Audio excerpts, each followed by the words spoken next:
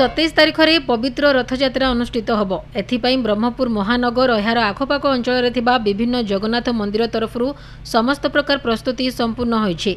तिनी ठाकुर 15 दिन धरी अणबसर घरे रहिबा परे गुरुवार नवजौवन दर्शन देइछन्ति। यथारीति नियम अनुଯାयी प्रभु जगन्नाथ, बलभद्र और माता सुभद्रा को फूलरे सज्जित कराजिबा सह पंडितों उपस्थिति रे पूजा अर्चना करा जायथिला।